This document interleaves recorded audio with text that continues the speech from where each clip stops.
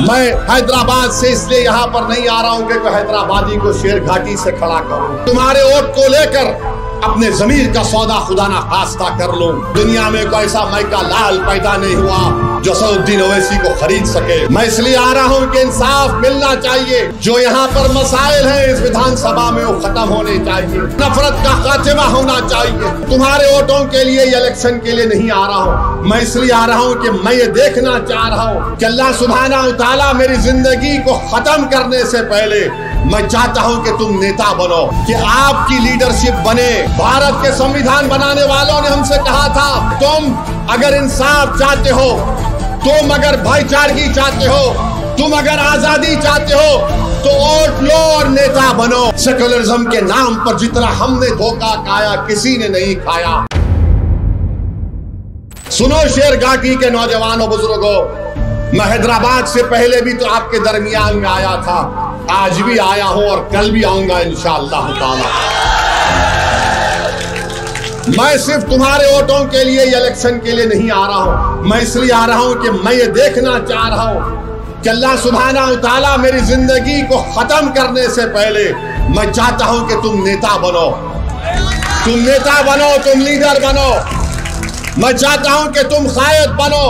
मैं चाहता हूं कि लोग तुम्हारे सामने, तुम्हारे आगे पीछे दौड़े और जिंदाबाद के नारे मंजलिस के तुम्हारे लगाए।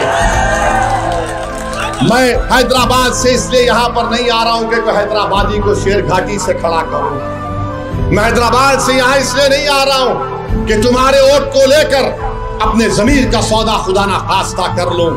वैसे दुनिया में कोई ऐसा मैका लाल पैदा नहीं हुआ जो असदुद्दीन ओवैसी को खरीद सके।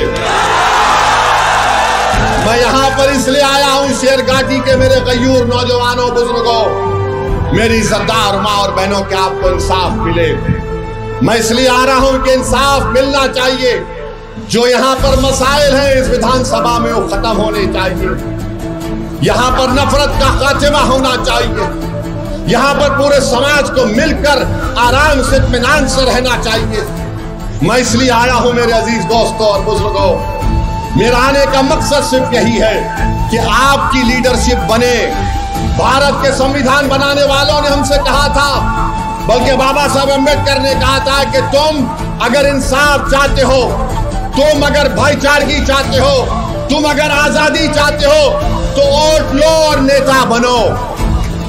वोट लो और नेता बनो। याद रखो, किसी एक शख्स के लिए, खानदान के लिए 60 साल तक आप एक पार्टी को वोट डालते आए।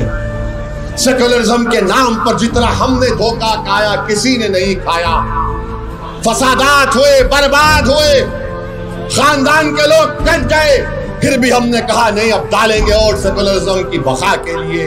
बताओ बुजुर्गों, मैं आपसे अपील कर रहा हूं, जब आप मतदान के दिन, हक राय दही के दिन वोट डालने जाएंगे, आप अपने चेहरे को मत देखो, इन बच्चों के चेहरों को देखो, आप इनके मासूम आंखों को देखो।